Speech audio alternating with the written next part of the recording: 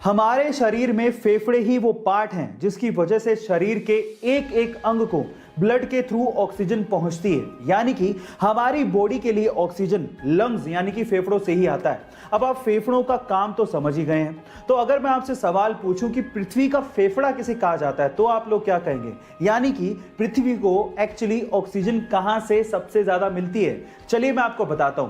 पृथ्वी का फेफड़ा कहा जाता है अमेज़न के जंगलों को, जो कि दुनिया के सबसे बड़े रेन फॉरेस्ट माने जाते हैं, जहां से पृथ्वी को 20% यानी कि 20% ऑक्सीजन मिलता है। गाइस, आपको ये इंफॉर्मेशन कैसी लगी चैट सेक्शन में जरूर लिखिएगा। मान लीजिए कि आपकी गाड़ी की चाबी गुम जाए तो आप क्या करोगे? ऑब्वियसली चाबी वाले के यहां चक्कर काटोगे। अब ये तो थी आम आदमी की बात, अब हम करते हैं खास आदमी की बात। एक बार मुकेश अंबानी अपने एंटीलिया घर से ऑफिस जाना चाहते थे और वो भी अपनी फेवरेट मर्सिडीज कार में। पर जैसी पार्किंग पहुंचे और उन्होंने अपनी जेब में हाथ डाला तो मर्सिडीज की चाबी नहीं मिली। पूरे घर में ढूंढ ली, वहां भी नहीं मिली। उसके बाद उनके मैनेजर ने स्पेशली मर्सिडीज के ऑफिस में फोन किया कि भैया चाबी नहीं मिल रही है। अगले दिन तड़के सुबह 3 बजे एक जर्मनी से हेलीकॉप्टर आया जो कि एंटीलिया के रूफ पे उतरा। एक आदमी नीचे आया, डुप्लीकेट चाबी मुकेश अंबानी जी के मैनेजर को हाथ में दी और उसके बाद वहीं से वापस जर्मनी लौट गया। रुतबा देख रहे हो?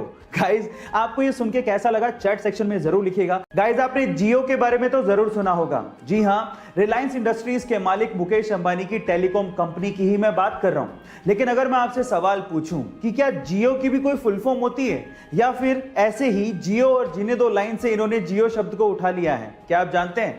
चलिए मैं आपको बताता हूं। एक्चुअली जियो शब्द ऐसी किसी लाइन से नहीं उठाया गया है, इसकी भी एक फुल फॉर्म होती है और इसकी फुल फॉर्म है जॉइंट इंप्लीमेंटेशन अपॉर्चुनिटी। आप में से कितने लोग ये बात जानते थे? चैट सेक्शन में जरूर लिखिएगा। कोरोना के चलते कनाडा की एक महिला को अपनी जॉब से हाथ धोना पड़ा, उसे जॉब से निकाल दिया गया। लेकिन जॉब से निकाले जाने के कुछ दिनों बाद ही वो महिला 437 करोड़ रुपए की मालकिन बन गई।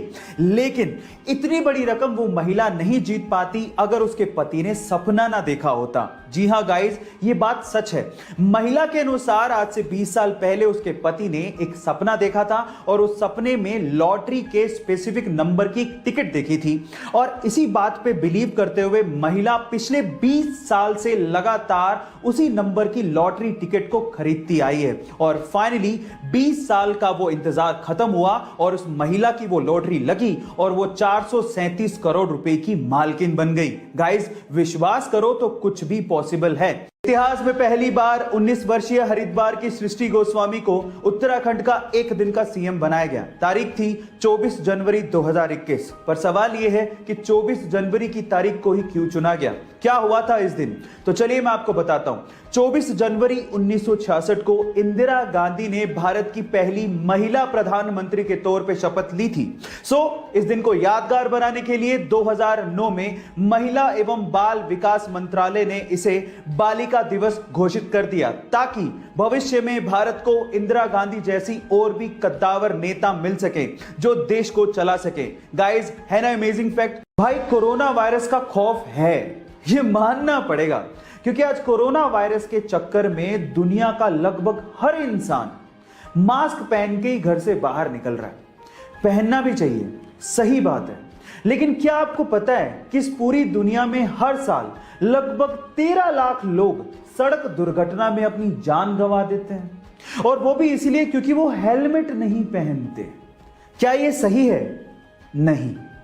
इसलिए आज इस वीडियो में मैं आपसे रिक्वेस्ट करता हूं कि जब भी आप बाइक राइड करने के लिए घर से बाहर निकलें तो मास्क के साथ साथ हेलमेट जरूर पहनें।